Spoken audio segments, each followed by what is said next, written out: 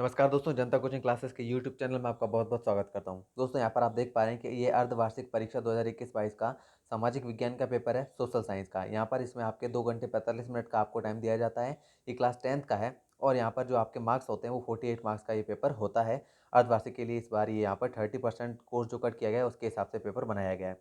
अब यहाँ पर मैं इसके क्वेश्चन के आंसर आपको बताने वाला हूँ, तो आप वीडियो को पूरा ज़रूर देखिएगा ताकि आप चेक कर सकें कि किस तरह से यहाँ पर आपके जो है आंसर्स आपने सही दिए हैं या नहीं दिए हैं, आप इसको चेक कर पाएँगे। तो यहाँ पर पहला क्वेश्चन है जैसे कि यहाँ पर नेपोलियन संहिता किस वर्ष लागू की गई? तो यहाँ पर इसका राइट आंसर हो जाएगा ऑप्शन ब 1804 में लागू की गई। फिर है क्वेश्चन नंबर 2। तो क्वेश्चन नंबर 2 है हिंद स्वराज पुस्तक के लेखक हैं। तो यहाँ पर सेकंड जो क्वेश्चन है इसमें आपके यहाँ पर आंसर हो जाएगा ऑप्शन ब महात्मा गांधी। फिर है क्वेश्चन नंबर 3, ग्राम पंचायत का अध्यक्ष है तो ग्राम पंचायत का अध्यक्ष होता है सरपंच, ऑप्शन अ इसमें राइट हो जाएगा। उसके बाद है प्राथमिक क्षेत्र में सम्मिलित आर्थिक गतिविधि है, तो यहाँ पर डेयरी, कृषि और मत्स्य यहाँ पर तीनों ही होते हैं। इसका मतलब हमारा आंसर जो हो जाएगा वो हो जाएगा ऑप्शन द उपरोक्त सभी। आगे बढ़ते हैं, फिर आपके आ जाता है फिल इन द ब्लैंक्स यानी कि रिक्त स्थानों की पूर्ति करना। आगे यहाँ पर आपके है जैसा कि पहला क्वेश्चन है तो यहाँ पर है लो अयस्क डैश संसाधन है, तो लो अयस्क कैसा संसाधन है? तो इसका राइट हो जाएगा अनवीकरणीय संसाधन है। Question number second, Sri Lanka dash में स्वतंत्र हुआ, तो कब स्वतंत्र हुआ? तो इसका आंसर हो जाएगा 1948। 1948 में स्वतंत्र हुआ श्रीलंका। उसके बाद है 13 अप्रैल 1919 को कौन सा हत्याकांड हुआ? तो इसका राइट आंसर हो जाएगा जलियांवाला हत्या कांड हुआ था। फिर है औसत आय को डैश कहा जाता है, तो प्रति व्यक्ति आय भी कहा जाता है। क्वेश्चन नंबर 5 इसमें यंग यूरोप की स्थापना हुई, तो यहाँ पर यंग यूरोप की स्थापना जो हुई थी वो 1834 में हुई थी और यंग इटली की जो स्थापना हुई थी वो 1831 में हुई थी। क्वेश्चन नंबर 3, सत्य असत्य कथन बताइए, तो यहाँ पर आपको 5 कथन दिए गए हैं, इसके आधार पर आपको सत्य और असत्य बताना है। तो पहला है जर्मनी का एकीकरण हिटलर के द्वारा किया गया, तो ये हो जाएगा आपके असत्य। फिर है सेकंड, भारत विकसित देश की श्रेणी में आता है, तो यहाँ पर ये हो जाएगा आपके असत्य, क्योंकि ये अंडर डेवलप्ड कंट्री है, विकासशील देशों की श्रेणी में आता है। क्वेश्चन नंबर 3, सत्ता के बंटवारे से देश की एकता कमजोर होती है, तो ये भी हो जाएगा असत्य। क्वेश्चन नंबर 4, सामाजिक विभाजन अधिकांशतः जन्म आधारित होते हैं, तो ये हो जाएगा आपका सत्य। क्वेश्चन नंबर 5, यहाँ पर दालें फलीदार फसल हैं, तो ये भी आपका हो जाएगा सत्य। फिर है क्वेश्चन नंबर 4, लोकतंत्र की कोई 2 कमियां बताइए, तो लोकतंत्र की 2 कमियां आपको बतानी है। तो यहाँ पर ये इसमें जो 2 पॉइंट हो जाएंगे वो हो जाएंगे, हर बार नई पार्टी के आने से एक तो कि ये देश में राजनीतिक अस्थिरता आती है, और दूसरा हो जाता है कि लोकतंत्र में व्याप्त रूप से जो है भ्रष्टाचार होता है, जिसकी वजह से इसकी 2 कमियां इस तरह से हो जाएंगी। फिर है क्वेश्चन नंबर 5, प्रति व्यक्ति आय क्या है? तो प्रति व्यक्ति आय का आंसर आपको जो है अच्छे से पता होगा, ये इंपॉर्टेंट भी था। तो यहाँ पर इसका आंसर हो जाएगा प्रति व्यक्ति आय उस आय को कहा जाता है जब किसी देश के कुल सकल घरेलू उत्पाद को जब उस देश की उस वर्ष की मध्यावधि की जनसंख्या से विभाजित किया जाता है, तो उसे प्रति व्यक्ति आय कहा जाता है। आगे बढ़ते हैं, फिर आपके आ जाता है यहाँ पर क्वेश्चन नंबर 6। क्वेश्चन नंबर 6 है मानव विकास रिपोर्ट कौन सी संस्था जारी करती है? तो इसका राइट आंसर हो जाएगा यूएनडीपी यानी कि यूनाइटेड नेशन डेवलपमेंट प्रोग्राम। फिर है क्वेश्चन नंबर 7, सिंहली समुदाय किस देश में निवासरत है? तो इसका राइट आंसर हो जाएगा श्रीलंका में निवासरत होती है सिंहली समुदाय। फिर है क्वेश्चन नंबर 8, साइमन कमीशन कब गठित हुआ? तो इसका राइट आंसर हो जाएगा 1927 में गठित हुआ। फिर है 9th क्वेश्चन, विकास की धारणीयता किसे कहते हैं? तो इसमें आपको 2 पॉइंट में बताना पड़ेगा, विकास और धारणीयता के आधार पर। तो यहाँ पर विकास का मतलब होता है कि आने वाली पीढ़ियों के लिए एक बेहतर भविष्य बनाना, और धारणीयता का मतलब होता है ऐसा विकास करना जो आने वाले कई वर्षों तक सतत यानी कि रेगुलर चलता रहे।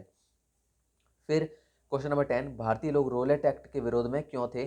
तो इसका राइट आंसर हो जाएगा यहाँ पर क्योंकि इस कानून के तहत सरकार को राजनीतिक गतिविधियों को कुचलने और राजनीतिक कैदियों को 2 साल तक बिना मुकदमा चलाए जेल में बंद रखने का अधिकार था। इसकी वजह से भारतीय लोग रोलेट एक्ट के विरोध में उतर आए थे।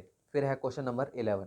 क्वेश्चन नंबर 11 है सामाजिक अंतर कब और कैसे सामाजिक विभाजनों का रूप ले लेते हैं? तो इसका आंसर हो जाएगा सामाजिक अंतर लोगों के बीच बंटवारे का एक बड़ा कारण जरूर होता है, लेकिन यही अंतर कई बार अलग अलग तरह के लोगों के बीच पुल का काम करती है। सामाजिक विभाजन तब होता है जब कुछ सामाजिक अंतर दूसरी अनेक विभिन्नताओं से ऊपर और बड़े हो जाते हैं, और इसके आधार पर आप इसका उदाहरण भी बता सकते हैं।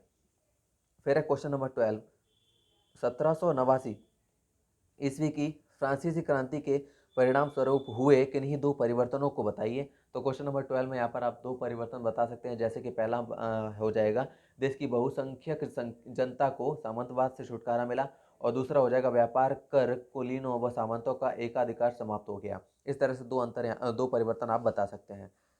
क्वेश्चन नंबर 13, लौह और अलौह खनिजों में उदाहरण सहित अंतर बताइए। तो लौह खनिज क्या होते हैं और अलौह खनिज क्या होते हैं, इसको उदाहरण सहित बताना है। तो इसका आंसर हो जाएगा लौह खनिज वो होते हैं जिसमें लोहा होता है, वो लौह खनिज कहलाते हैं। और उदाहरण के लिए इसमें हो जाएगा जैसे मैंगनीज है, निकेल है, कोबाल्ट है, ये इसका उदाहरण हो जाएंगे। और अलौह खनिज वो होते हैं जिनमें धात्विक खनिजों में लोहा नहीं होता है, वो अलौह खनिज होते हैं। उदाहरण के लिए जैसे कि तांबा होता है, बॉक्साइट होता है, टिन होता है, इनमें लोहा नहीं होता है, जिसकी वजह से ये अलोह खनिजों में आते हैं। फिर हो जाएगा क्वेश्चन नंबर 14, इसमें आपके मानचित्र दिया हुआ होगा जिसको आपको यहाँ पर भरना होगा, मतलब मानचित्र में भरना होगा, बताना होगा कि कौन सा स्थान किस जगह पे होगा। तो यहाँ पर ये इस तरह से आपने किया होगा। फिर है क्वेश्चन नंबर 15। क्वेश्चन नंबर 15 है आपका यहाँ पर शासन के संघीय और एकात्मक स्वरूपों में उदाहरण सहित अंतर स्पष्ट कीजिए। तो यहाँ पर इसका आंसर हो जाएगा दो उदाहरण यहाँ पर इसके देख सकते हैं, क्योंकि 2 मार्क्स का क्वेश्चन है तो उसके आधार पर दे सकते हैं। जैसे एकात्मक सरकार में शासन एक ही स्तर पर होता है, जैसे कि उदाहरण के लिए जापान में होता है। और दूसरा यहाँ पर संघीय सरकार में जो है 2 स्तरों की सरकार होती है, उदाहरण के लिए जैसे हम भारत का ये एग्जाम्पल दे सकते हैं। और सेकेंड पॉइंट में आप लिख सकते हैं कि एकात्मक सरकार छोटे देशों के लिए व्याप्त रूप से बनाई जाती है और जो संघीय सरकार है वो बड़े देशों के लिए उपयुक्त होती है। इस तरह से दो अंतर यहाँ पर आप बता सकते हैं। फिर है यहाँ पर आपके क्वेश्चन नंबर 16। क्वेश्चन नंबर 16 है राजस्थान की दो प्रमुख बहुउद्देशीय परियोजनाओं के नाम सहित उनसे लाभान्वित क्षेत्र बताइए। तो यहाँ पर मैं परियोजना के नाम बता देता हूँ और उम्मीद करता हूँ कि आपने भी सही लिखा होगा और लाभान्वित क्षेत्र भी आपने उसके हिसाब से लिखे होंगे। तो यहाँ पर जो है इसके यहाँ पर एग्जाम्पल हो जाएंगे जैसे चंबल नदी घाटी परियोजना, राणा प्रताप सागर बांध, भाखड़ा नांगल बांध, ये वाले जो है एग्जाम्पल इसके लिए बहुउद्देशीय परियोजनाओं के लिए उपयुक्त होंगे और लाभान्वित क्षेत्र भी आप उसके हिसाब से लिख सकते हैं। फिर है क्वेश्चन नंबर 17।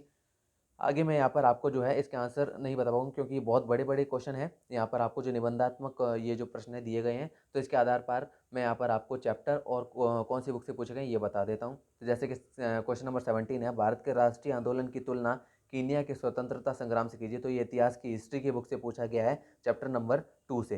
क्वेश्चन नंबर 18, लोकतंत्र को परिभाषित कीजिए, लोकतंत्र में सत्ता की साझेदारी क्यों आवश्यक है। और मैं आपको एक और क्वेश्चन दिया है, मामंदी के कारणों की विस्तृत व्याख्या कीजिए। तो यहाँ पर आपको इसको जो है जैसे कि लोकतंत्र वाला जो क्वेश्चन है ये आपके हो जाएगा यहाँ पर क्वेश्चन नंबर 18 डेमोक्रेटिक पॉलिटिक्स से हो जाएगा, आपके जो लोकतांत्रिक राजनीति है उससे हो जाएगा ये जो क्वेश्चन है। और दूसरा जो क्वेश्चन दिया मामंदी के कारणों की विस्तृत व्याख्या कीजिए, ये हो जाएगा आपके इकोनॉमिक्स से। फिर है क्वेश्चन नंबर 19 जो कि लास्ट क्वेश्चन है, ये है जर्मनी के एकीकरण की प्रक्रिया में बिस्मार्क का योगदान स्पष्ट कीजिए। ये हो जाएगा आपके हिस्ट्री इतिहास के चैप्टर नंबर 1 से। और मैं एक और क्वेश्चन अथवा में एक और क्वेश्चन पूछा है, भारत में विभिन्न समुदायों ने किस प्रकार वनों और वन्य जीव संरक्षण और रक्षण में योगदान किया है, विस्तार पूर्वक विवेचना कीजिए। तो ये हो जाएगा आपके जियोग्राफी के यहाँ पर बुक से। तो इस तरह से यहाँ पर आपके टोटल क्वेश्चन नंबर 19 पूछे गए हैं। इसके हिसाब से जो है उम्मीद करता हूँ कि आपका पेपर अच्छा हुआ होगा। और आप इसी तरह से और भी वीडियोस देखना चाहते हैं तो आप चैनल को सब्सक्राइब जरूर कीजिएगा। और साथ ही मैं इसमें साइंस के और मैथ्स के भी सॉल्यूशन आपको बताने वाला हूँ। तो उम्मीद करता हूँ कि आप चैनल को सब्सक्राइब जरूर करेंगे और इसी तरह से वीडियोस देखते रहिए। Thank you.